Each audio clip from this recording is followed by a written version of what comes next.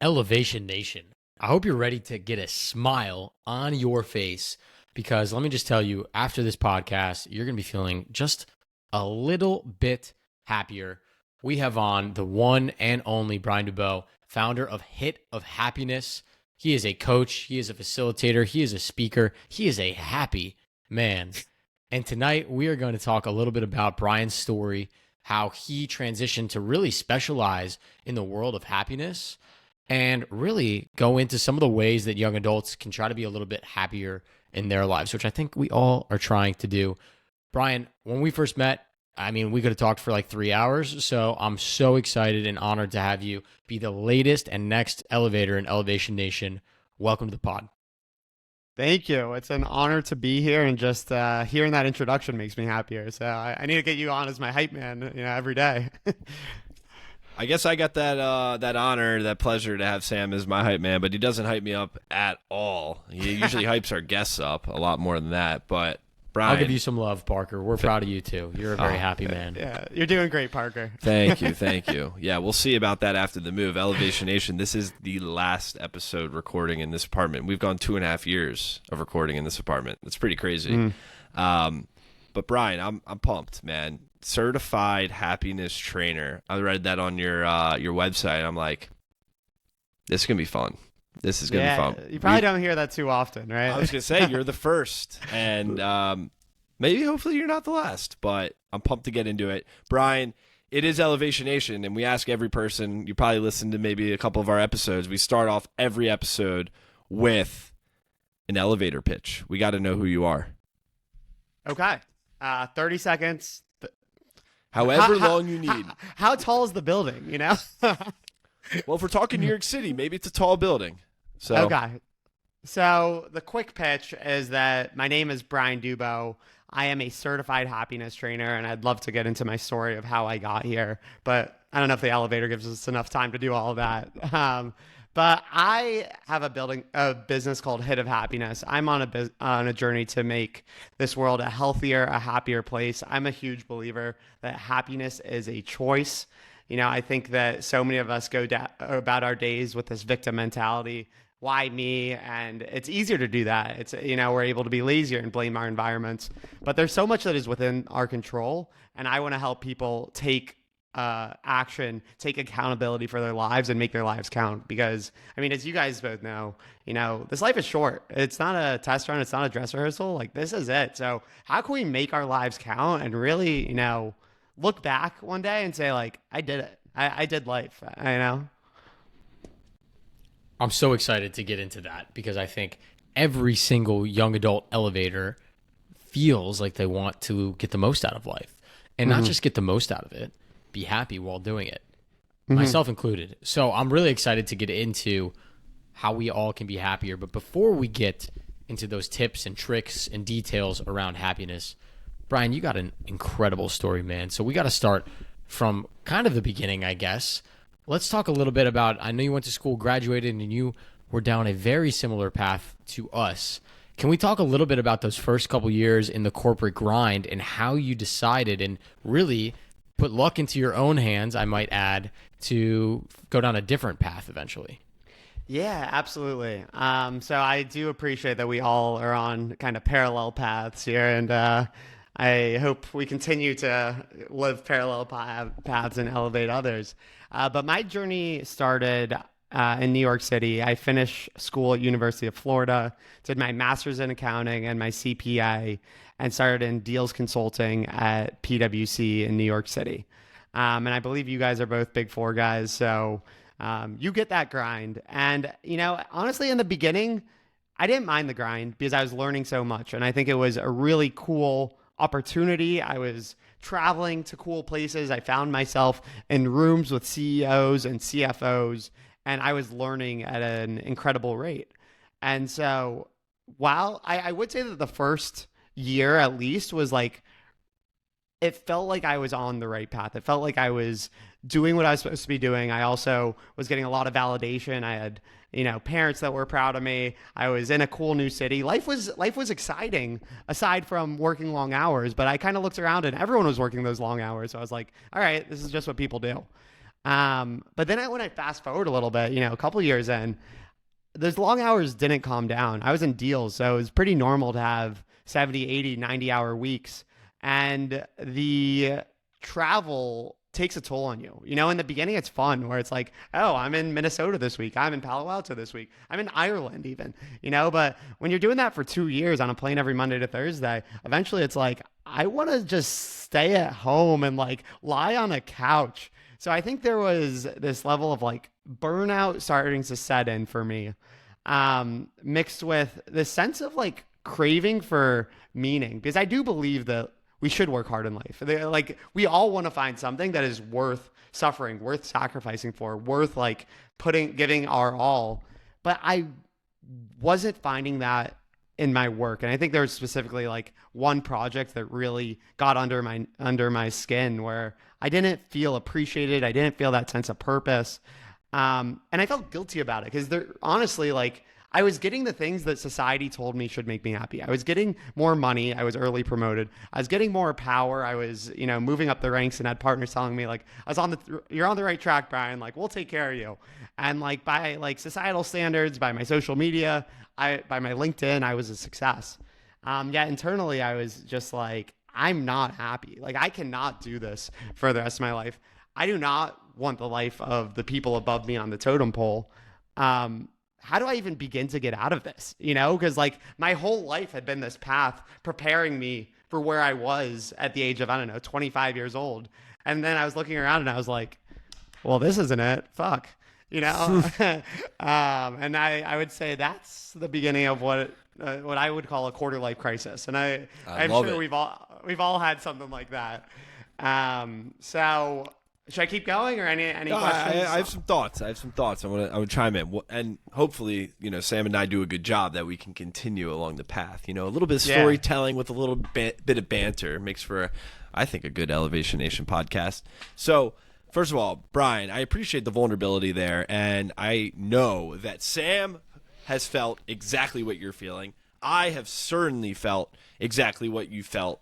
And then on top of that, we know that a lot of people within Elevation Nation have felt exactly that too. But something I like to think about, like when you are in a moment like that, it's like a kind of like a rut in a sense. Like you're in this moment where you lose a little bit of purpose. Like, what's the point of this? I feel not fulfilled. I'm not myself in a case.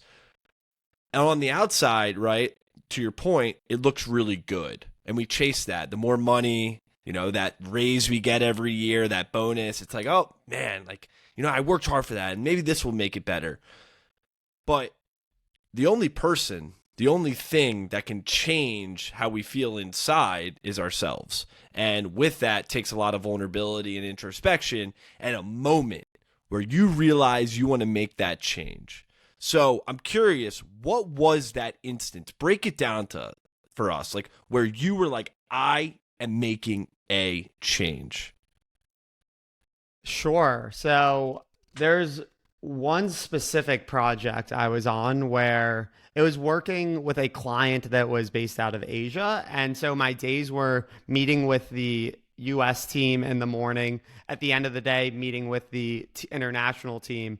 And because of that, it kind of started becoming 2 work days. I'd meet with the US team at 8 a.m. I'd meet with the international team at like 8 p.m. And that would sometimes turn into a whole nother work day.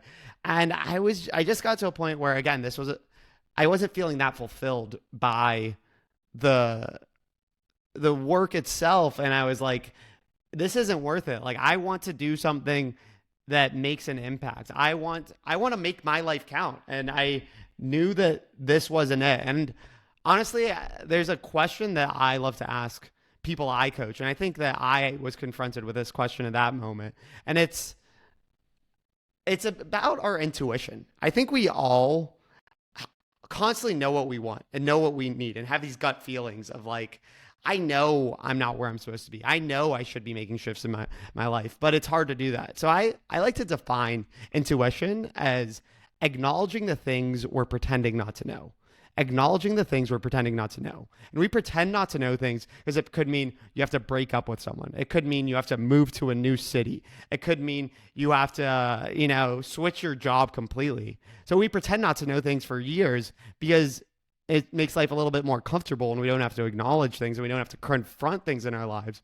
But the only way to truly live life to the fullest is by acknowledging those things and doing something about it. So even in this moment, I challenge everyone who's listening to ask yourself, what are you pretending not to know? And just write it down or acknowledge it to yourself, because that is step one in making a shift in your life to the path that is right for you.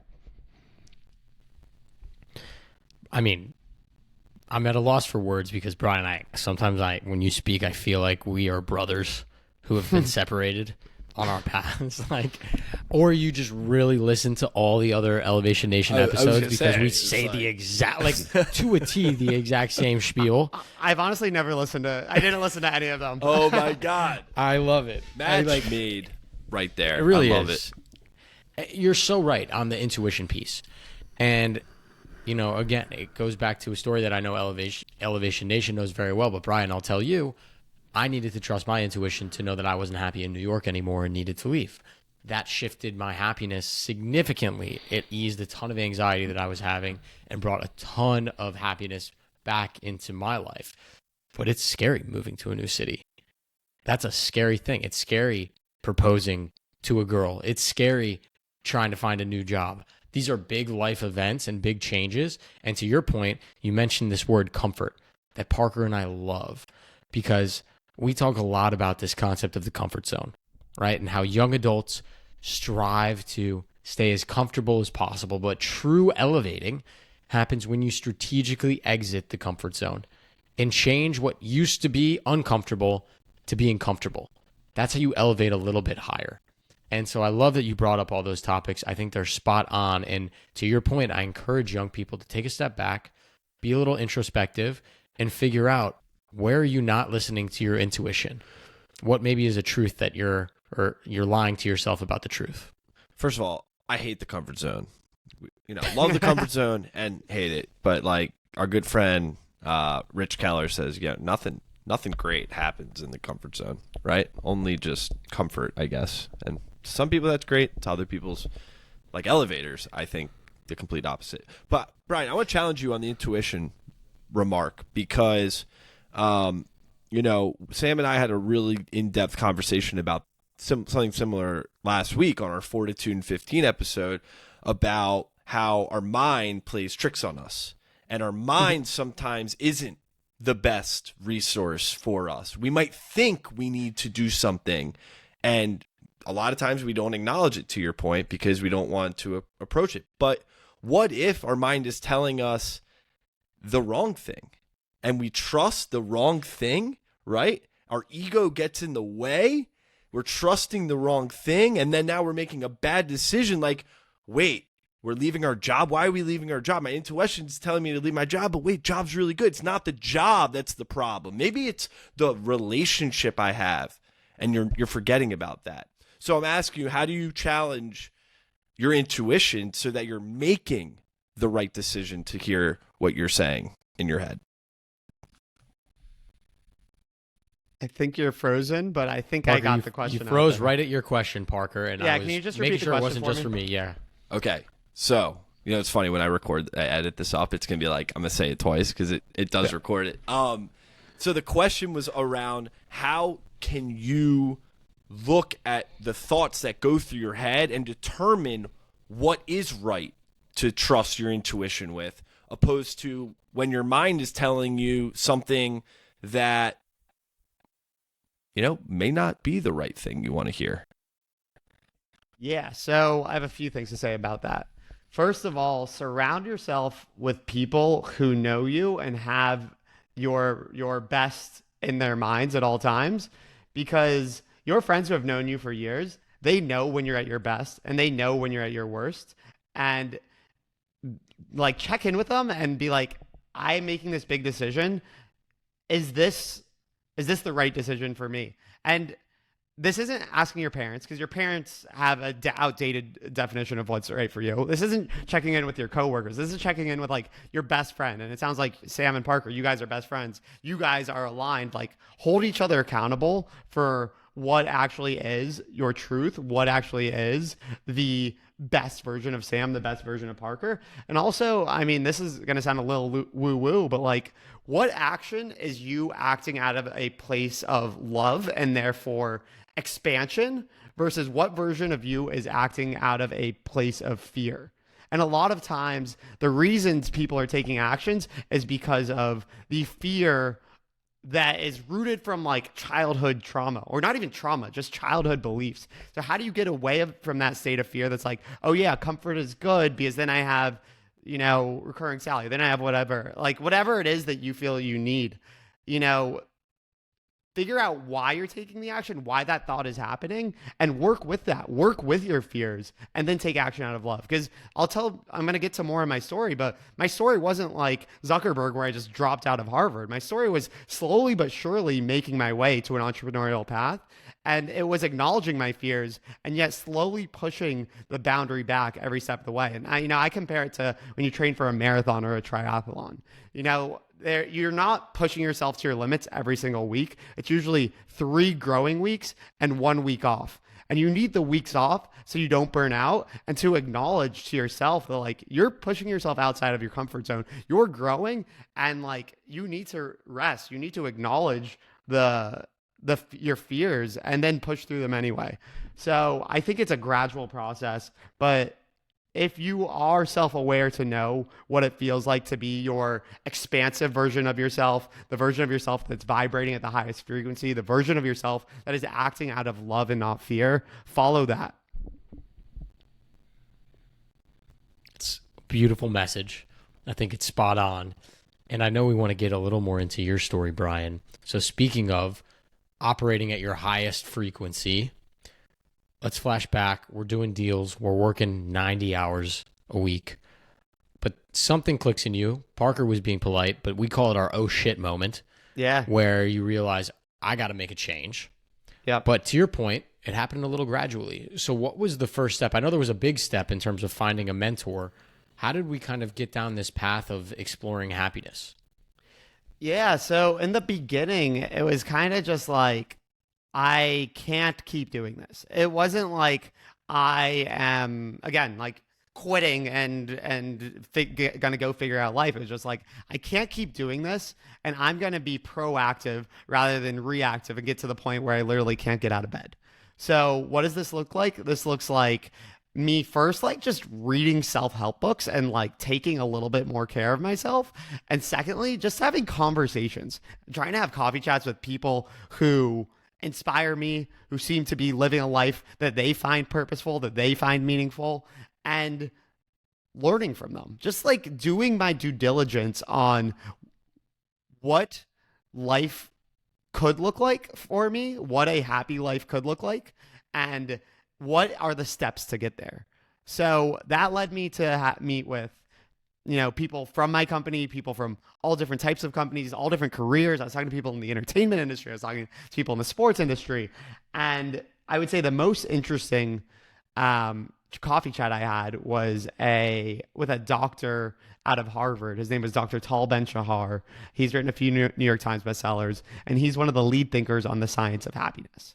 And honestly, my mom had seen him speak at an event in Miami for the Greater Miami Jewish Federation and was like, I think you'll like what he has to say. So I sent him a cold email. I was just like, hey, like, I'm on a journey. I'm trying to figure out life, as we all are. Like, would you be willing to grab coffee for 15 minutes? And he responded to my email. And another lesson to everyone listening, don't be afraid to send cold emails, because they are successful way more than you think when you personalize them. So sent him an email, met with him for coffee. I thought it'd be like 15 minutes. It ended up being well over 2 hours. By the end of it, I was like, whatever Kool-Aid this guy's drinking, like, I want to drink that Kool-Aid. Wow. And that was the beginning of my journey to become a certified happiness trainer, which was, I looked into like bringing him in to speak at PwC because I was like, I wish everyone could hear this message. Turns out he's like $60,000 an hour, which was above my personal connectivity budget. So nonetheless, I was like, if the next best thing is for me to soak in his knowledge and do what I can to pass it on. So that was, oh yeah, go ahead. I was just going to say, when there's those moments where you're either having a conversation or you're in there's this like, it's a powerful moment, right? You know, you have them when, you know, in our case, we got bar mitzvah, powerful moment. It's like an aura of a moment. You graduate from high school or college. In your case, you got your MBA, or your family, something happens, and there's just a powerful moment. I can feel this moment where you met this guy, I forget his name already, the doctor, on happiness. You're sitting there for 2 hours and you're just like, nothing else in the world matters at all. You are locked in. You're like, oh my God, this is it. This is my calling. This is everything. I just feel that in you.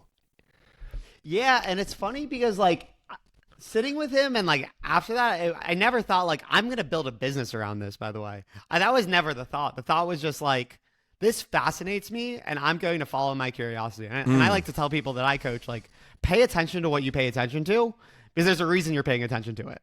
You know, so there's a reason I was immersed in my own self-help journey, my own happiness journey. And then I found this guy, you know, that is a perfect synchronicity of the universe. And it was the only thing I could do at that point was continue to follow my curiosity, or else I was doing a disservice to myself. There's so much to unpack there, but there's one lesson I want to just hit on before we dive into the happiness piece. And Brian, you talked about it. You said cold emails are more successful than you think when you personalize them. I think Parker and I have always operated under the assumption that, again, we started Elevation Nation as well, not to make money and start a business. Yeah. But we know that there are going to be amazing humans like you that we meet that could change our life. And so what I encourage people out there listening to this is like, well, I don't know. I don't have a Dr. Tall. Like, I don't know who I'm going to reach out to. Put yourself in, I'm going to quote Hamilton, so Parker's going to get excited, the room where it happens, right? Be in the room where it happens.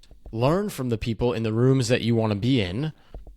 And you will slowly start to make those connections, gain those life lessons, get a little bit more wisdom and knowledge to get where you want to go. To Brian's point, it's not like he snapped his fingers and was a Zuckerberg overnight. This has been a slow journey of first having some introspection to realize you wanted something else, to reach out and be bold and find a mentor, and to then start your journey. And so that's what I would encourage all the young people listening to this is just take a second. Yeah. Reflect and start. Yeah. And I would I would guess that if you reach out to Parker, you reach out to Sam, or you reach out to me with a genuine email, not an email about how you can optimize our SEO, but an email about like you want to learn from us, we will respond. You know, I'm going to give you guys my email to link it to the show notes, but like because we're on our journey, and I would guess that you guys have had just as much help on your journey as I have had on my journey.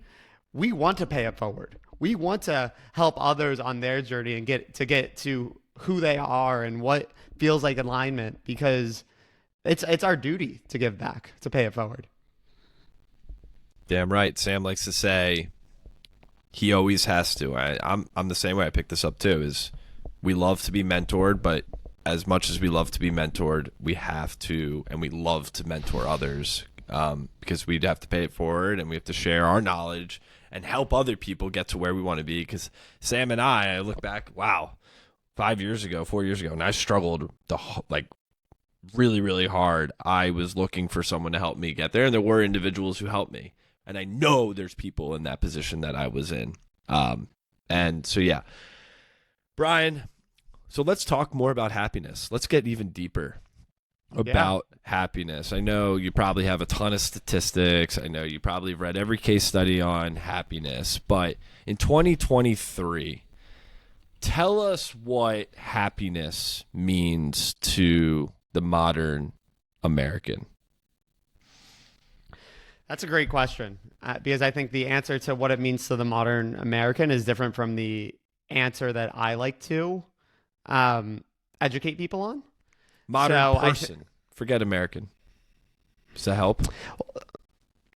No, but I'll explain why. All right. Perfect. Because modern American happiness is viewed as a big smile on your face and traveling the world and honestly having money, power, and success. And it's most of what you see on social media, which I don't suggest you look for happiness on social media, because that's comparing your internal experience to everyone else's external experience.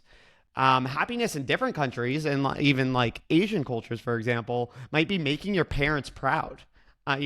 Happiness is very different in different places. I like to break happiness personally into two dimensions. And first, I just want to say, before I get scientific, to make it really simple, happiness is enjoying the passage of time.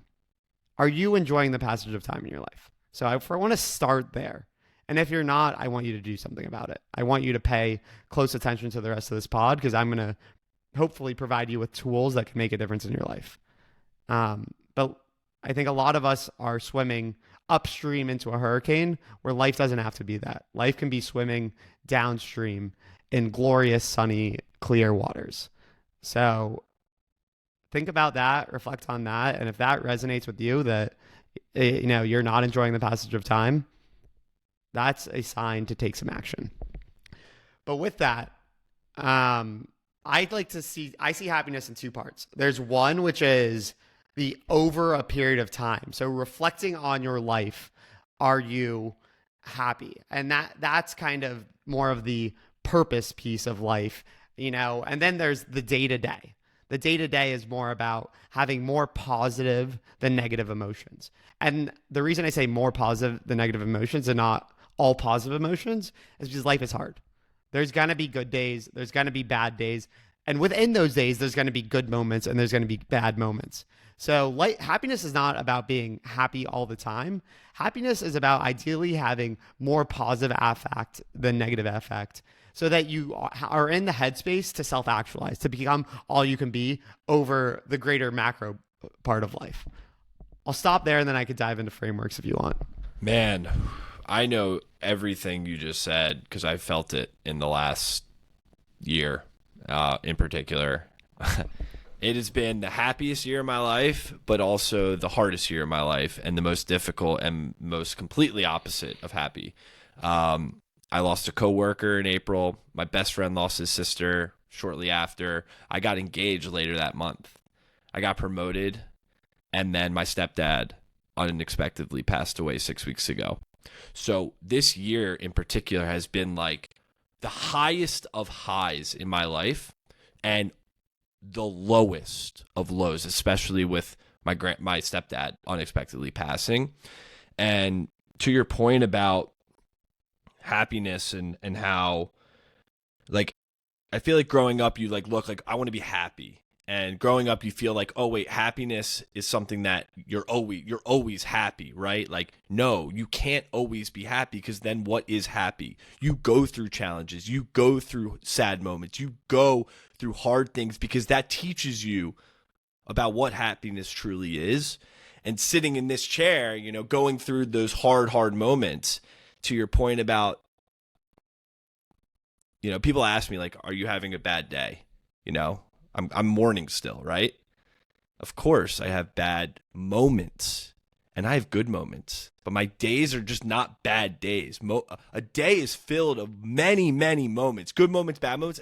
And I go to bed every night and I look at my fiance and I said, that was a full effing day. Yeah. And you know what, Brian, to your point, like, I know Sam knows, like, I'm a pretty positive guy. I've gone through shit that I never thought I was ever going to have to go through, but I know that I can continue on. I have mental fortitude, and although I've gone through the hardest of things in my life that I've ever gone through, I know that things will eventually get back on track and things will continue, and I got things to look forward to. And so this conversation is really special for me in particular. I know Sam, he has his own journey, his experiences, but I just appreciate all the work and knowledge that you're spreading, because I know other people have gone through really shitty things. And you know what? Every person is inevitably going to go through shitty things. Yeah, I want to first just applaud you right now, Parker, for sharing all of that, because a lot of what you've experienced this year, I'm so sorry. And I want to share that with you. And that's being human. Life is hard. And, anyone who says like the goal is to be happy all the time, that's just not realistic. And if you have that expectation for yourself, you're just going to add additional anxiety to your life. I do want to acknowledge, though, that it's the lows that make the highs even better. And a lot of Americans, in my opinion, are really optimizing for a comfortably numb life. They're optimizing for not trying to feel any of it, and that's why we drink. That's why we vape. That's why that's why we do whatever our escapism is, working 100 hours a week, even, we want to be comfortably numb and not feel the feelings. And I'm a proponent, and I said this earlier, like, we should feel alive, and feeling alive comes with the good and the bad, but it's better to feel alive than to not feel anything. Damn right is all I gotta say. I used to, when I was in high school, I taped a dollar bill to, I don't think I've told this story before, taped a dollar bill to my bathroom mirror, and in Sharpie, I wrote success and happiness. Those were the two things in my mind as a 16-year-old kid were the only two things that mattered to me. It's interesting now, having matured a bit, gone through therapy, met amazing people like yourself, been an adult in the corporate world, had loss, had triumph, how different I would write that dollar bill now. Success, is that what? From the outside, what other people think of me? Happiness? Are we really striving for happiness? Obviously, a hit of happiness, Brian, is more than, to your point, being happy all the time. It's learning how to be happier, sure, but I'm not just striving for happiness. I'm striving to be human, to your point. I'm striving to feel everything. Feel the highs, feel the lows, and love life.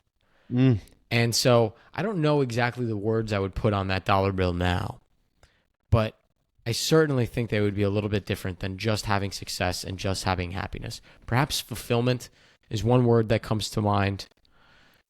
We'll have to think of others. I wonder but if you attributed money to success and happiness, and that's why you put it on a dollar bill. Probably, dude. Probably. I mean, hey. I would not be shocked. That's funny. I just had to say that. Yeah, I mean, maybe it wouldn't be different. It's just your definition of success and happiness have evolved also. That's fair. It's just like different cultures have different definitions of happiness. Sam at 15 has a different definition of happiness than Sam at 26 or 27 or however old you are, because 100%. We are changing every single day. 100%. I have a different definition of success than I did 3 weeks ago, honestly. So yeah, and I also, to your point earlier of like learning that hit of happiness is more than just about being happy all the time. One thing that I've realized, especially on my journey to coach people, is like when you're not happy, happiness is everything. When you're in survival mode, and you're just trying to make it to tomorrow, going through the motions, all you want is to be happy, to have this natural elation, this natural smile. And that's where the science of happiness really comes in. That's where it's like, we know that if you exercise, you'll release endorphins and feel happier. We know that if you spend time with people, you'll feel more connected. We know that there are things you can do, exercise, meditate, journal, etc., to make you happier and get you out of that survival mode, zoom you out of what feels like a world collapsing on you, and get you from, let's just say, like, obviously happiness is super subjective, but like get you out of a 3 out of 10 and into a 7 out of 10, an 8 out of 10. Because once you're out of survival mode and into the state where you're relatively thriving, you're in a different game of life, in my opinion. It's not just about, am I happy? It's about, how do I make this life count? How do I make this life meaningful? And then I believe it's more of like that self-actualization journey of becoming all that you can be, make that impact that you want to make.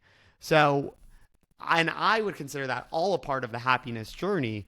But it looks very different because people think happiness means sitting on a beach in Miami, or people think happiness looks like, your Uber Eats getting delivered right to your door, where that self-actualization journey is actually about sacrificing. It's actually finding something more important than happiness to commit your life to.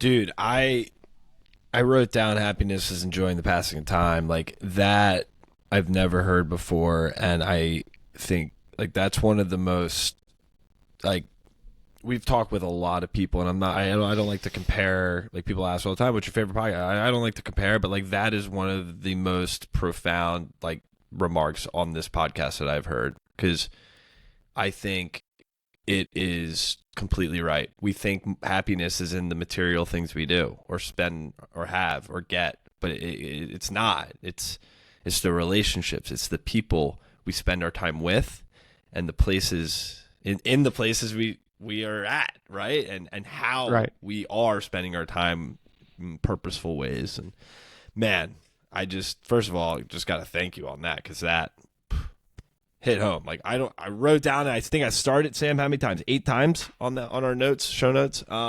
Cool. So Brian, I know you said you got, a lot of clients, you're a coach, you help people understand happiness at a deeper level. I would love for you to walk us through maybe like one of your exercises that you do with one of your coaches. Is that possible?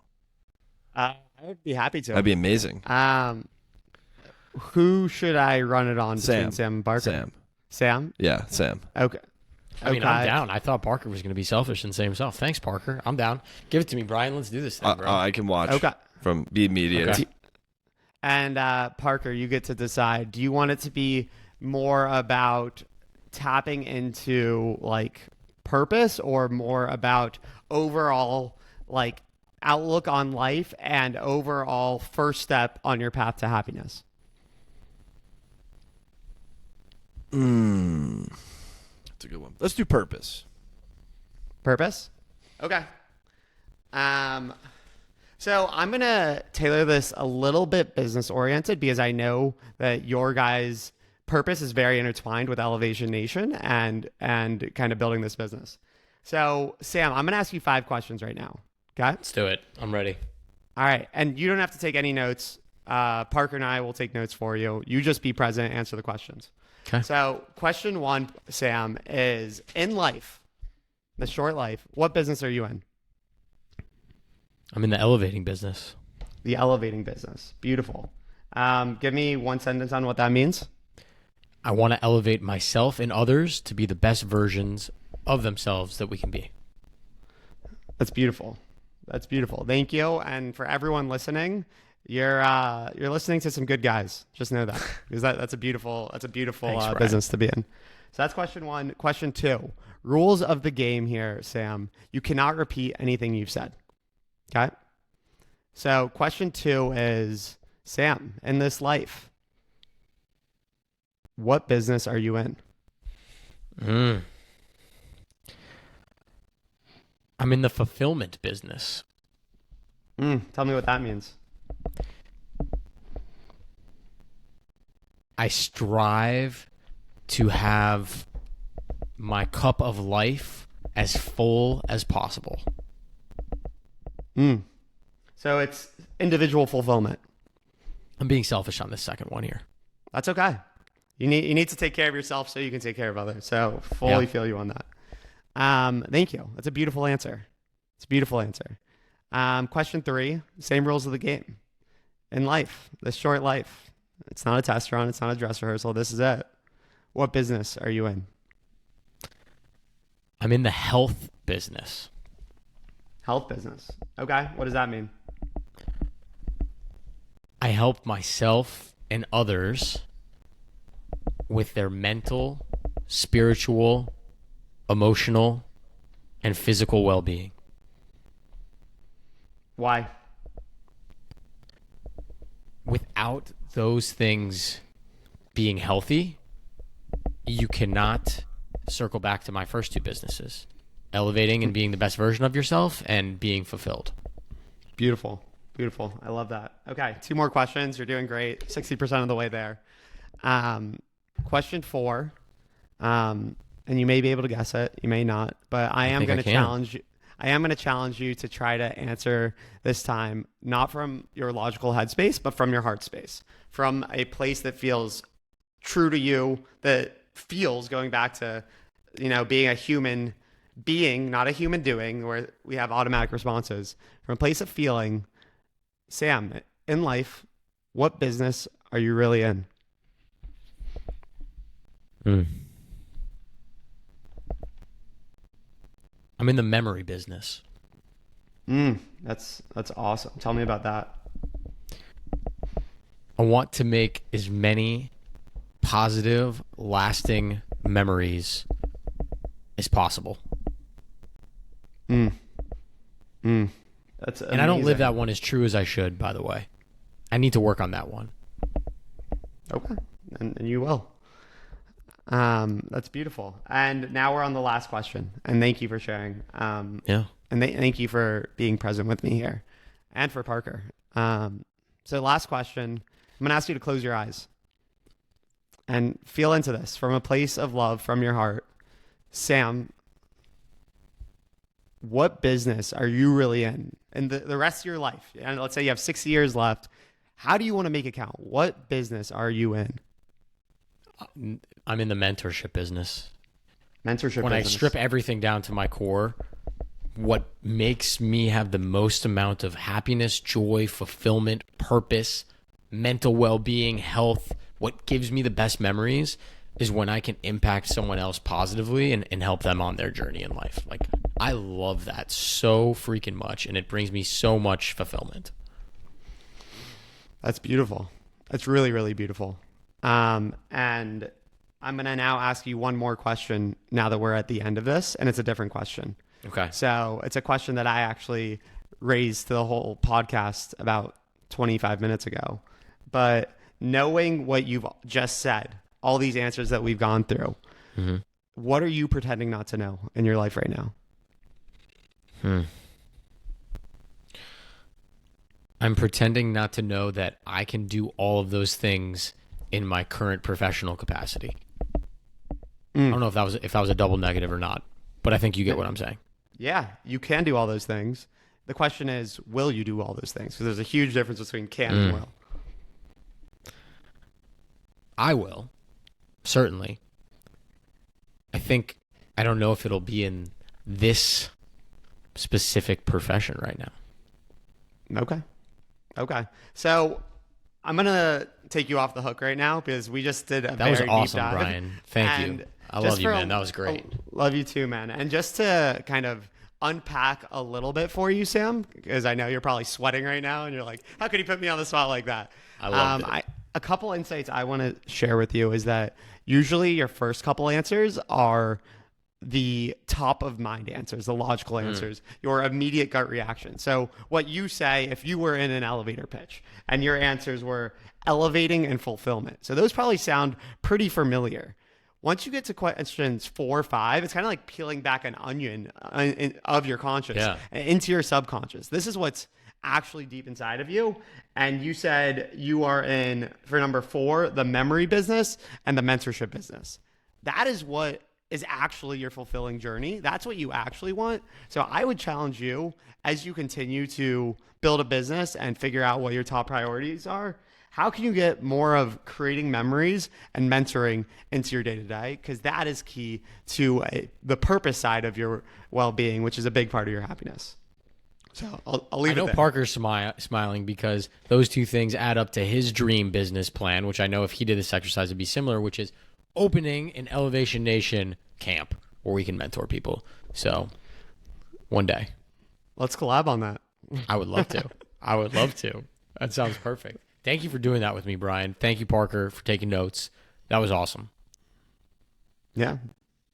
You're on mute, Parker, Parker. you're muted. I said on the outside looking in, that was a lot of fun. And I was like, damn, what is he going to say? I thought, I mean, I see it. I feel it. I relate to it. And man, it almost like, to your point, Brian, it forces you to think in a way that, like, you know, we have our ways that we want to say things, you know, because we want to tell ourselves one thing or the other, like, this is what I am and how I spend my time and blah, blah, blah. But then, man, when we got deep, memory and mentorship, man, sounds like a good business to be in. Yeah. Figure out how to slide those into your guys I think we a all mission might statement. have to collaborate on those businesses moving forward. Brian, thank you for doing that with me. That was awesome. Elevation Nation, if you couldn't tell, those were relatively the same question over and over and over again. Not that you should steal Brian's coaching business, because he's an incredible coach and you'll get way deeper if you work with him. But maybe try that as a first exercise. I think he would love to hear some of your answers. Reach out to him, reach out to us with some of those answers. I'd love to know what your 5 answers to that question are. So thank you, I agree. Brian. I would love to hear if people do that for themselves, what they get out of it. Please share. Absolutely. Totally. I want to move us into our next segment, Brian. We've talked a lot about your story. We've talked a lot about happiness. We have a little bit of happiness that we want to spread to you right now, which is our rapid fire segment. We didn't prep you for any of these. It's the first answer that comes to your mind, kind of like putting you on the hot seat like you just did for me, my friend. First answer that comes to mind. I'm going to kick it off. Okay. This question is about happiness. What is your favorite place on earth that instantly makes you happy? Bali. Wow.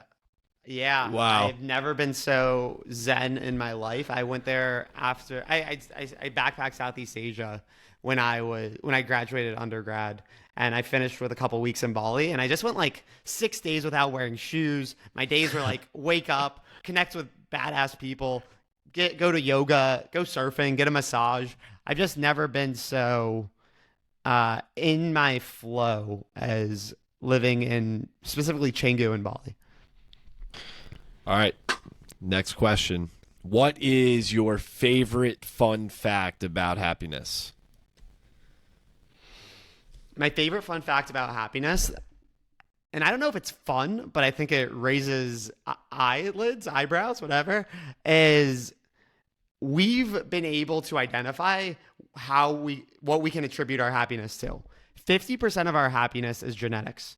We can't really do much about that. 40% of our happiness is our actions and our mindsets. Only 10% of our happiness is our environment. People love to blame their environment and say like, oh, I'll be happy when I get promoted. I'll be happy when I get a new job. I'll be happy when I buy the house. I'll be happy when I get married, whatever. That's only 10% of our happiness. So much more of our happiness is our actions and our mindset. And that's why I love to say that happiness is an inside job, because we have way more autonomy than we think we do. That is an incredible fact. That's wild. Yeah. Okay. Amazing. All right. Next one. We love music here. What's your go-to happy song? My go-to happy song. Oh, I love this question. Shelter, Madeon, and Porter Robinson. That's it. Takes me back to Coachella 2017. That's a good one. I love it. I love it. I love it. Man, it's a great song. It really is. That's like that's a classic. It'll always be a classic. Can you make that my walk-up song at the beginning of this How about podcast? the walk-up song at the beginning of your keynote speech at an Elevation Nation event? How about that? Done. You heard it here first. Now we manifest it. Now we bring it to life. Man, talk about memories right there. All right, last one. We do ask every single person because it is a fun and important question. Sam and I both love to read. Brian, I assume you like to read too. To know a little bit about happiness or a lot about happiness, you got to read. What's your favorite book that you recommend for Elevation Nation? The Alchemist. I read The Alchemist every year, and I get something different out of it every year. But we are all on a journey, and that journey is the destination. I'll leave it at that. And the universe is conspiring in your favor. Don't convince yourself otherwise. For folks who haven't read it, I had to read it in high school. And I say had to because at the time, you're like, oh, another book we have to read. It's a freaking awesome book. Read it, appreciate it, reread it, listen to it. I don't even care. Just get that knowledge in your brain because you will connect to The Alchemist in some way. So I love that book. Thank you, Brian. I'm going to close this out with our last and most important question. We ask every single member of Elevation Nation this question, and you are our latest inductee into the nation. So, Brian, what is your mental motto? My mental motto is believe in the end of your story. Believe in the end of your story. We are all on a journey. We all have dreams. We all have aspirations. And, Henry Ford will say, whether you think you can or you think you can't, you're probably right. So believe in the end of your story and use that belief in yourself to carry you through the hard times. Because as we talked about, life is hard. You're going to have the highs, you're going to have the lows, especially if you're chasing your dream. You're going to run into tons of obstacles, tons of doubters. You're going to doubt yourself. When you get to those moments, believe in the end of your story. And Sam and Parker, believe that you're going to create this, massive event for your entire community. Believe that for me, I'm going to open up a house of happiness. I'm going to, you got to believe. And if you keep putting that energy into the world, that expansive energy, it will come back to you. And that's carried me thus far. And I'm trusting that it'll keep on taking me along the way. I'm believing. I'm a beautiful believer. Message. I hope. Yeah. Oh, man. Dude, Brian, I am so glad that you are joining Elevation Nation. I'm so grateful for the 50 minutes that we got to spend with you, just to shoot the shit, talk about life, get a little bit vulnerable, as that is a very key pillar in the conversations that we have. And I just want to thank you for the amazing work that you're doing every single day to help spread happiness, help others find happiness. And I truly think the world is better with people like you who genuinely care about helping others get through probably the darkest of times in their life, but also the ones who just need a little bit of inspiration, a little push along the way. So on behalf of Sam and myself, dude, can't thank you enough. You're an absolute man, and Elevation Nation's grateful to have you. Thank you so much, guys. This was a lot of fun. Thank you for giving me this platform to share. And just for everyone listening, if this resonated, please reach out to me. I'd love to help you get on your path. If you're feeling stuck, and I'm sure Sam and Parker would love to as well. Reach out to one of us. Let's get you unstuck and let's get you on that journey to becoming all that you're meant to be, all that you want, feeling alive. Amen to that. Elevation Nation. Until next week. Peace. Yeah. Peace. Brian, you crushed it.